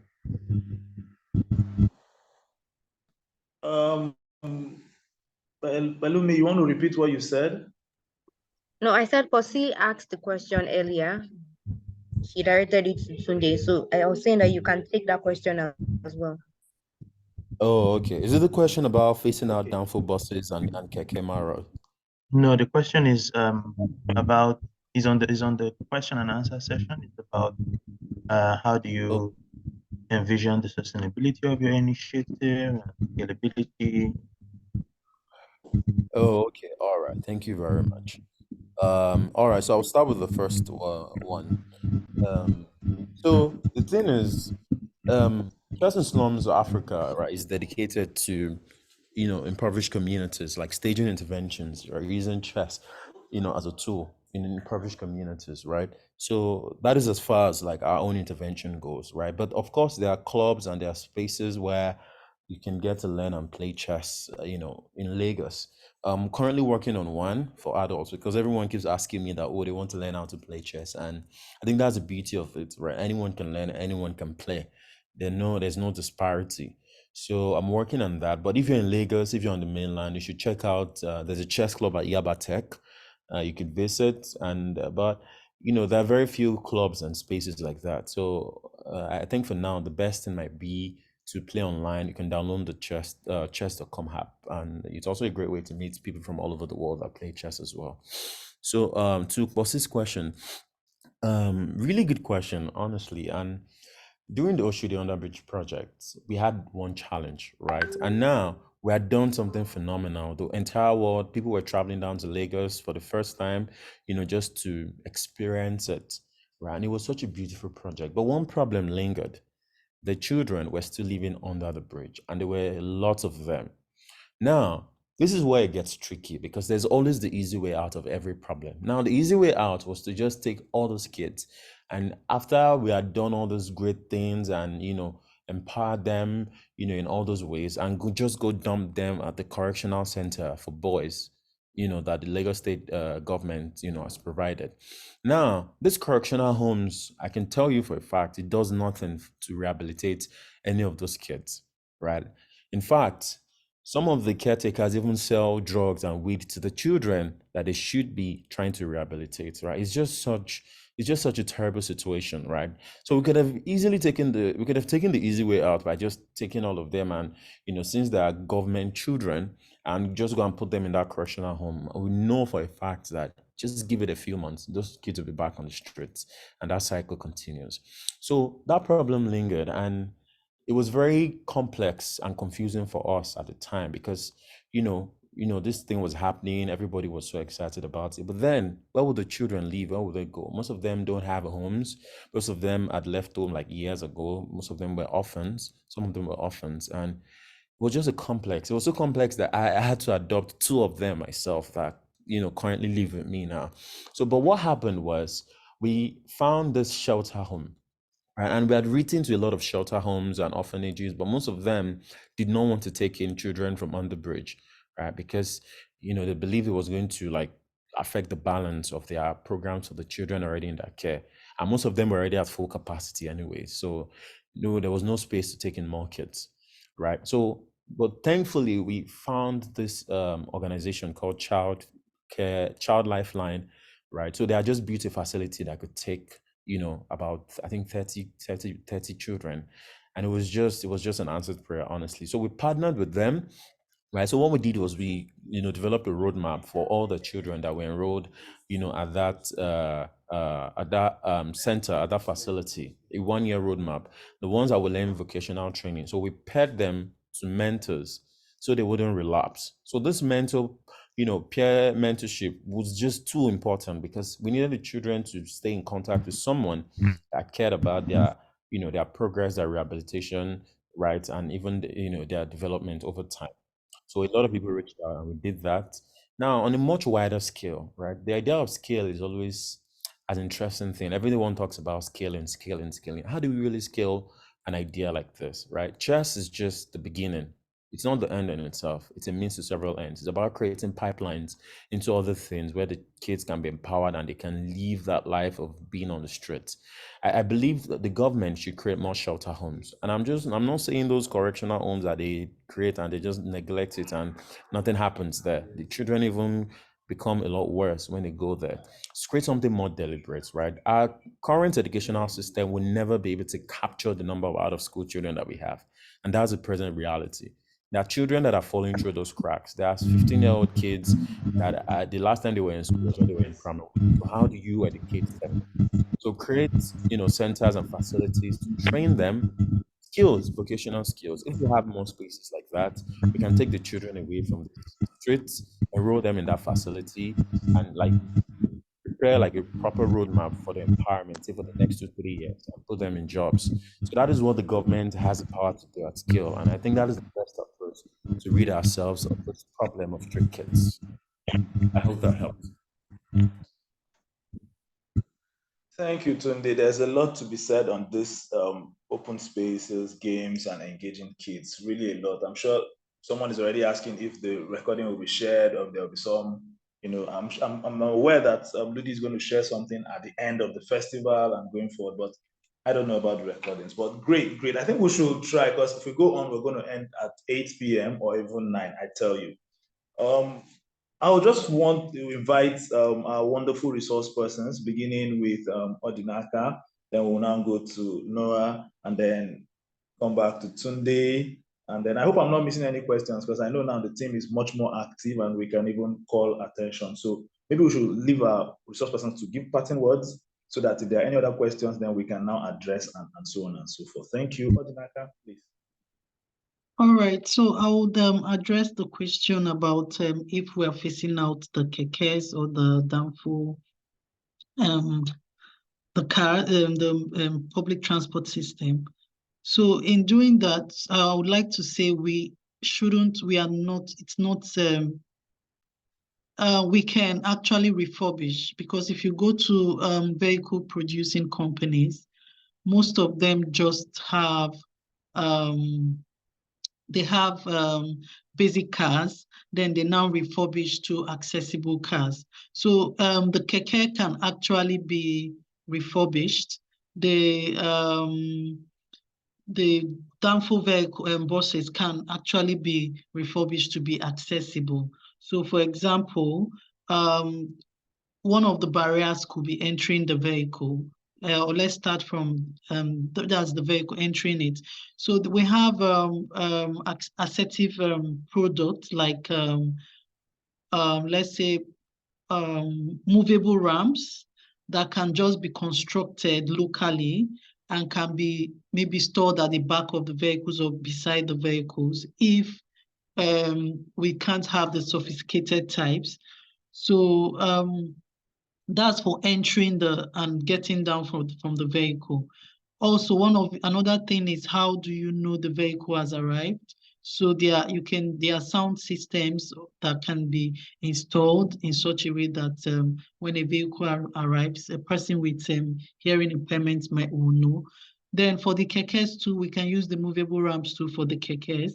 Also installing I've seen some keke drivers that have installed something like curtains or grills or mini doors beside at the entrance in order to prevent accidents. So those are things we can do to refurbish our vehicles. Another thing is when you've entered the vehicles, training the drivers. It's also an important thing. Also installing accessible sound systems within the vehicle, like making it interactive when you're sitting. If you have visual impairment or if you can't understand very well, there should be pictorial signages to tell you your bus stops, where you're supposed to stop. So those are things we can do to address that. Then another thing is, maybe you want to stop, having very good, easy to press buttons around, or having a system where someone can interact with the driver while the driver is driving to tell them that they want to stop. So we can actually refurbish our existing vehicle systems. We can also engage local car producers in Nigeria to do that. We don't have to go that far. Those are things that actually can be done internally. So with that, currently I'm working on a project and for mini buses for offices. So those buses actually exist. Most buses can be enhanced in order to accommodate everyone. So for example, this picture is a picture of, okay. This picture is a picture of a refurbished minibus. If you can see, the ramp is not permanent. It can go in after use. Then the doors were changed to sliding doors for easy opening. So those are things we can make the chairs. If you look inside the bus, you see it was just simply installing chairs that can be dropped down. So you can use that space for maybe someone on a wheelchair when you have someone in a wheelchair within the car, or maybe a woman using a pram, you can use that space for that.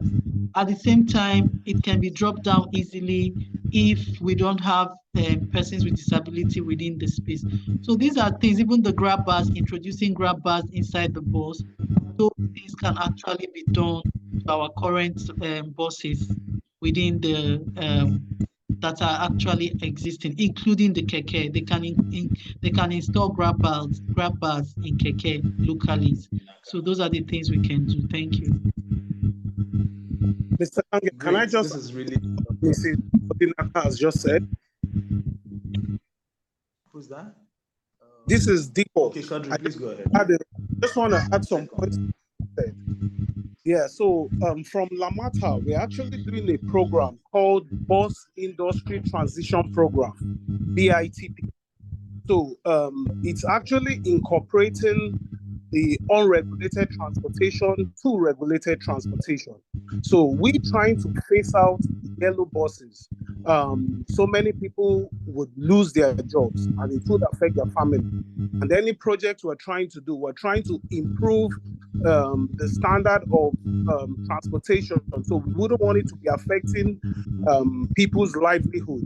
So we're not phasing out the yellow buses. All we're trying to do is currently doing a study. Once we are done with the study, we would incorporate them into regulated transportation. Thank you. Thank you very much for your input. Can we have Noah? Noah, please, for your parting remarks. Yeah, thanks, Dennis. I think there was a question about like how much time did it take for those interventions to be implemented?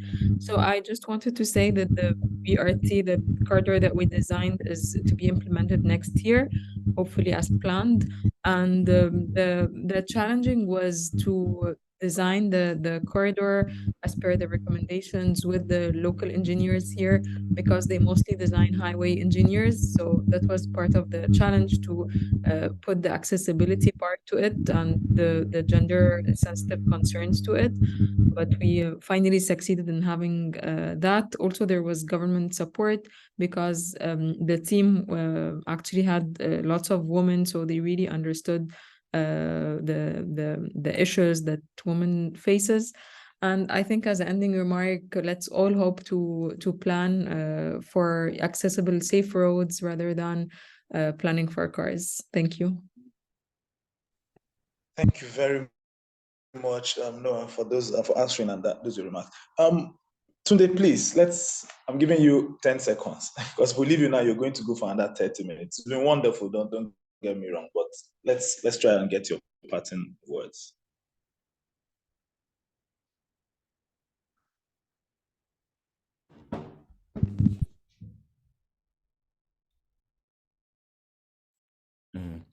Okay. All right. Thank you very much. I guess final words.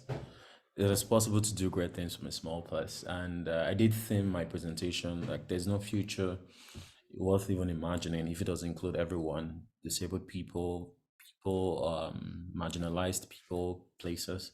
So when we think about like solutions, and I love what the other speaker said about thinking locally, solutions that are meaningful to the people and communities first before our own grand ideas. So thank you so much for the opportunity.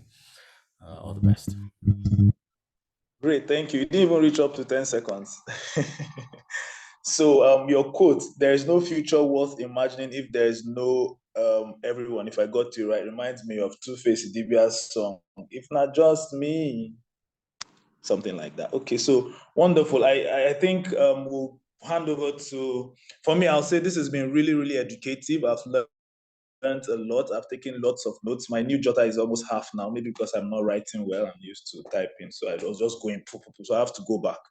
lots of learning. In summary, we've heard from our wonderful resource persons, Noah from ITDP, based in Cairo. We've heard from Odinaka with UNICEF, and from Tunde, Chess and Slums. Wonderful inputs. Recall that in the onset of the conversation, we said that when discussing designing for public transport and spaces for vulnerable people, there's usually a divide between infrastructure, architecture, economy, and then the people themselves, how they interact with their community, how they move around, accessibility and all that. We focus mostly on the latter, listening to how people are doing great things in their various walks of life to promote inclusivity for women, for children in slums, and even for people with disabilities. So it's been a lot of learning for me, and I hope that someone goes with some learning and then we take things to the next level after the conversation on what next and how do we move on. It's been wonderful to have this opportunity to moderate great minds and then to hear questions and interactions from wonderful people across board. And if you've not gotten answers, I'm sure Ludi's contacts and ACF and other people are here to follow up with. We are very, very much reachable. I'll pass the mic now on. This will be my parting words. I'll pass the mic now on to Olamide to wrap up for us. Thank you very much. Great. Thank you very much. And thank you to everyone who's stayed to the end. Firstly, just a quick summary of today. It's actually been fantastic from the morning session to the afternoon to now. Some things that stood out to me, data was one, and citizen participation in capturing data was a big one that came out in the second conversation. I think we have to start thinking about innovative ways of, rather than leaving data collection to just like government officials, how can we encourage collaboration and citizen-led data collection. Also, in the first sessions, we spoke a little bit about, of course, policy, but I think what is important is not just policy, but implementation. And the fact that implementation is not left to just government, but to everybody. And we have to start, I think we have to move away from, of course, government has a role to play, but we've got to also move away from just thinking about that role, but also what comes after government's intervention.